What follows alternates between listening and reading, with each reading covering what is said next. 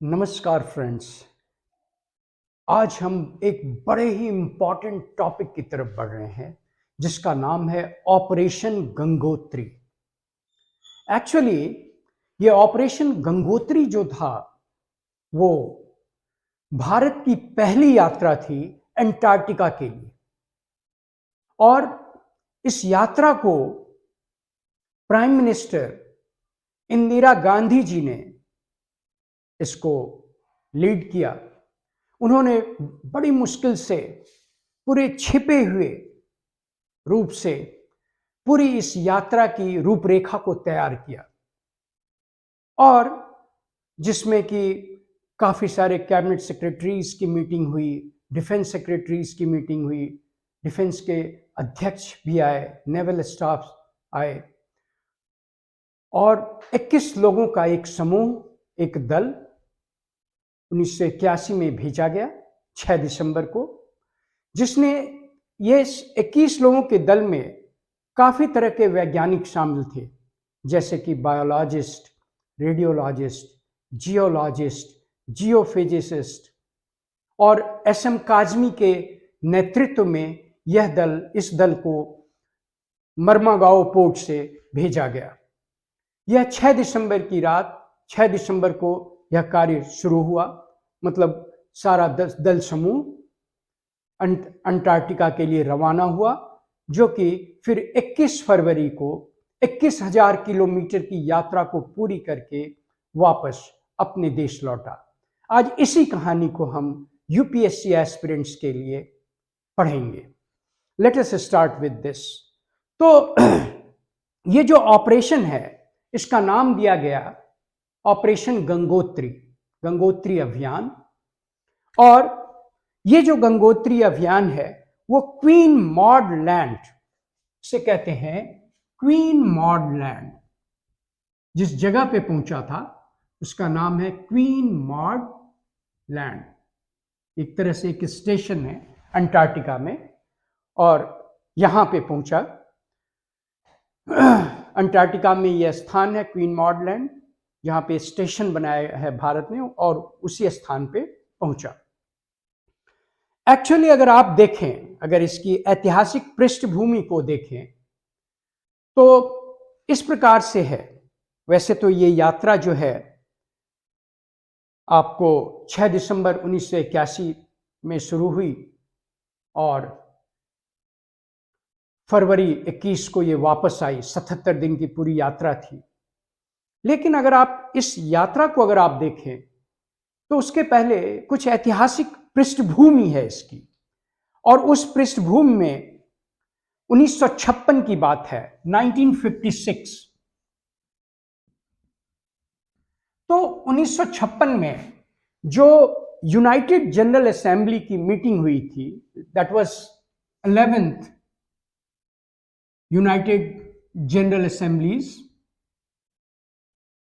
Meeting, इसमें भारत ने बड़े पुरजोर तरीके से बात बोली कि दिस वाइट कॉन्टिनेंट, जो अंटार्कटिका को हम लोग वाइट कॉन्टिनेंट भी कहते हैं, that white continent should be used only for peaceful purpose and the welfare. मतलब दो बातों को भारत ने बड़े ही पुरजोर रूप से रखा यूनाइटेड जनरल असेंबली में कि मतलब जो अंटार्कटिका में काफ़ी सारी माइनिंग्स हो रही है, ये सारी माइनिंग्स नहीं होनी चाहिए। चोरी छिपे जो माइनिंग्स हो रही है, न्यूक्लियर वेस्ट लोग वहां पे डाल रहे हैं, वो नहीं होना चाहिए। तो इसके लिए भारत ने ये बोला कि white continent should be used only for white continent, that is Antarctica, should be used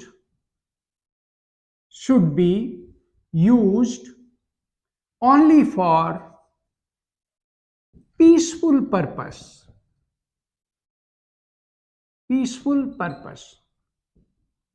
and welfare of people। आप देखेंगे कि भारत हमेशा से ही जन कल्याण के लिए वसुधैव कुटुंबकम की बात करता है ना। वेलफेयर ऑफ पीपल, संपूर्ण विश्व के कल्याण की बात करता है। अभी भी जो हमारे करंट प्राइम मिनिस्टर हैं, पूरी दुनिया को एक तरह से ग्लोबल विलेज में, एक्चुअल ग्लोबल विलेज में बांधने की कोशिश कर रहे हैं, क्योंकि उनका ये मानना है कि ये पूरा विश्व जो है एक सिस्टम है, और इस सिस्टम में अगर कोई भी देश अगर पीछा रहता है तो इससे पूरे सिस्टम को परेशानी हो। इसीलिए वो ग्लोबल साउथ की भी बात कहते हैं, है ना, अफ्रीकन कॉन्टिनेंट्स की बात करते हैं, अमेरिकन जो साउथ अमेरिकन कंट्रीज की बात करते हैं जो कि पिछड़े हुए देश हैं, ताकि इस डेवलपमेंटल प्रोसेस में, संपूर्ण मानव के विकास में विश्व का हर एक कोना कोना जो है वह अति महत्वपूर्ण है और वह सब भागीदार हो। तो बात करते हैं हम 1956 की। तो 1956 में कुछ जो व्हाइट कॉन्टिनेंट की बात इंडिया ने कहा, और इसमें quest for Antarctica, that was a quest for Antarctica, कि क्वेस्ट फॉर अंटार्कटिका में ये बात रही कि जो इसका यूज है वो बड़ा ही पीसफुल पर्पस के लिए होना चाहिए। भारत ने ये बात बोली, वेलफेयर के लिए, लोगों के वेलफेयर के लिए, संपूर्ण दुनिया के कल्याण के लिए होनी चाहिए। ठीक 3 साल के बाद क्या हुआ, यूनाइटेड जनरल असेंबली की मीटिंग हुई फिर से, और उसके बाद 1959 में जो एक एंटार्क्टिक ट्रीटी हुई, एंटार्क्टिक ट्रीटी, और इस एंटार्क्टिक ट्रीटी में 12 देशों ने भाग लिया, 12 members country. But surprisingly India was not the part of the signatory of the Antarctic Treaty. India was kept away. Bharat जो था, India was not the signatory, not the signatory. Bharat signatory नहीं थी इस अंटार्कटिक ट्रीटी की। लेकिन Antarctic treaty में जो Antarctica के जो रिसोर्सेस हैं उसके यूज के लिए और एब्यूज के लिए कुछ बातें कही गई। पहले तो एब्यूज, जो मेन जो अंटार्कटिक का जो रिसोर्स था उसके एब्यूज को प्रोहिबिट किया गया। तो जो प्रोहिबिशन किस किस चीज के लिए था, तो prohibition was for mining, resources का माइनिंग करने पे प्रोहिबिट किया गया। दूसरा, न्यूक्लियर टेस्टिंग, न्यूक्लियर टेस्टिंग को प्रोहिबिट किया गया इस एरिया में, ठीक है। फिर आपका आता है disposal of nuclear waste and तो disposal of nuclear waste, nuclear testing, then the disposal of nuclear waste, disposal of nuclear waste was also prohibited, ठीक है। इसके अलावे रेडियो एक्टिव मटेरियल के डिस्पोजल पे भी प्रतिबंध लगाया गया। रेडियो एक्टिव मटेरियल के डिस्पोजल पे वो भी प्रतिबंध लगाया गया। तो ये 4 मुख्य चीजें प्रोहिबिट की गई एंटार्कटिक ट्रीटी में, और वर्ल्ड के जो जितने भी कंट्रीज हैं उनसे ये अनुरोध किया गया कि Antarctica should not be use for mining, nuclear testing, disposal of nuclear waste and the disposal of radioactive material. ये सारी बातें कही गई। इसके अलावे यूज के लिए भी बात की गई। एक तो ये सारा एब्यूज हुआ, use, Antarctica should be only and only used for peaceful purpose, peaceful purpose के लिए एंटार्क्टिका को यूज करना है, ठीक है। और and second thing was the welfare of people, तो ये पीसफुल पर्पस और वेलफेयर ऑफ द पीपल, जो कि 3 साल पहले भारत ने 1956 में बोला था यूएन जनरल असेंबली की मीटिंग में, उसको फिर से लिया गया। अब आइए हम भारत के में जो है अंटार्कटिका जो 1981 में गया, उससे पहले ही कुछ कुछ ऐसे साइंटिस्ट थे, इंडियन साइंटिस्ट जो कि भारतीय साइंटिस्ट थे, वो लोग गए। तो देखते हैं कि किस किस एक्सपेडिशन में इंडियन साइंटिस्ट गए थे। तो सबसे पहले तो सबसे पहले 1960-61 की बात है, और एक हमारे बायोलॉजिस्ट थे, जैव Shastri, biologist doctor Giriraj Singh, doctor Giriraj Singh, ये जीव शास्त्री थे। तो उस समय यूनाइटेड स्टेट्स ऑफ अमेरिका का एक एक्सपेडिशन था और यूएस एंटार्क्टिक रिसर्च प्रोग्राम था। इंडिया और यूएसए के बीच में एक ज्वाइंट वेंचर था। तो उसके थ्रू 1960-61 में डॉक्टर गिरिराज सिंह जो है भारत के बायोलॉजिस्ट, वो आपको वहां गए और ही स्पेंड 100 डेज, 100 दिन वहां पे बिताया। ठीक है, इस एक्सपेडिशन के तहत जो उस स्टेशन का नाम था, जो यूनाइटेड स्टेट्स ऑफ अमेरिका का जो रिसर्च प्रोग्राम जो था, उस स्टेशन का नाम था मैकमुर्डो स्टेशन। मैकमुर्डो स्टेशन, ठीक है। यहां पर 100 दिन बिताया और 100 दिन बिताने के बाद जो है उन्होंने अपने यात्रा का वृत्तांत दिया। सेम ईयर 1960-61 में ही ऑस्ट्रेलिया के साथ इंडिया का टाई अप हुआ और ऑस्ट्रेलियन जो रिसर्च सेंटर था वहां पे, ऑस्ट्रेलियन स्टेशन था, उसका नाम था 60-61 में ही ऑस्ट्रेलियन स्टेशन का नाम था विल्केस। ठीक है, और इस विल्केस स्टेशन पे लेफ्टिनेंट रामचरण जी इंडिया की तरफ से गए। ही वॉज ए मेटेओरोलॉजिस्ट, मौसम विज्ञानी थे। वो वहां पर गए।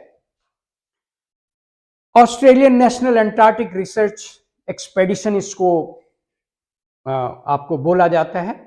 तो सेम ईयर वो भी मतलब वहां पे गए।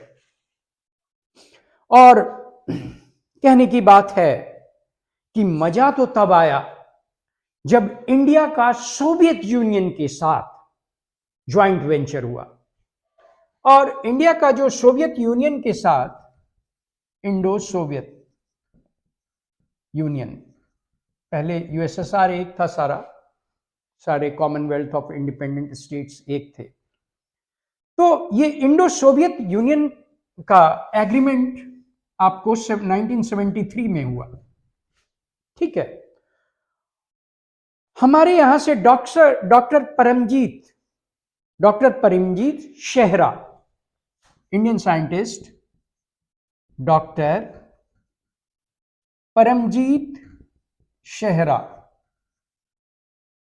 वो थे, लीड कर रहे थे। और यकीन मानिए कि 18 महीने तक डॉक्टर परमजीत जो है, ही वॉज जो कि अहमदाबाद के एक यंग रिसर्च साइंटिस्ट थे, तो वो डॉक्टर परमजीत 18 महीने तक सोवियत यूनियन के साथ मिलकर वहां के स्टेशन मोलोडेजानिया, स्टेशन का नाम था सोवियत यूनियन का जो अंटार्कटिका में स्टेशन का नाम था मोलोडेजानिया, डेजनाया है रादर, मोलो डेजनाया, DEZ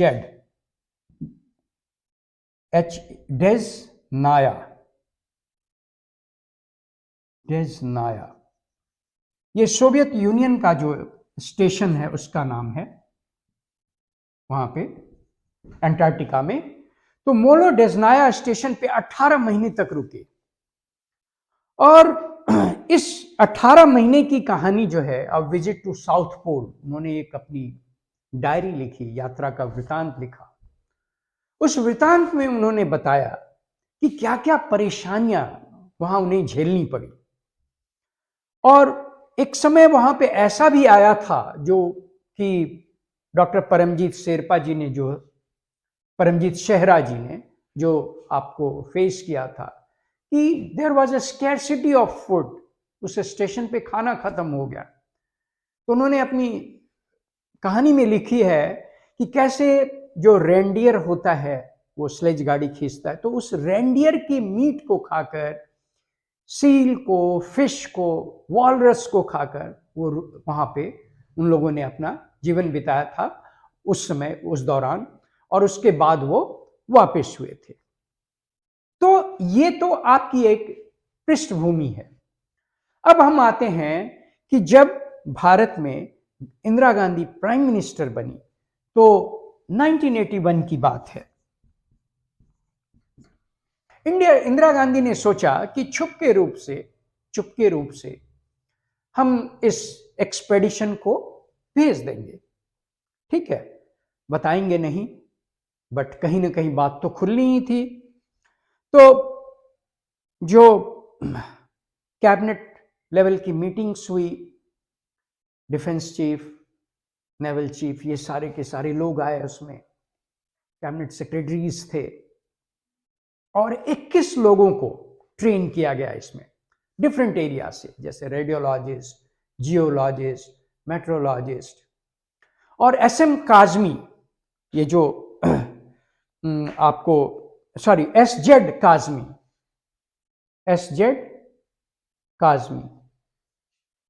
एसजेड काजमी जी के नेतृत्व में यह एक्सपेडिशन भेजा गया। 21 लोगों की यह यात्रा थी। मर्मागांव पोर्ट से भेजा गया, लोगों को ट्रेन भी किया गया।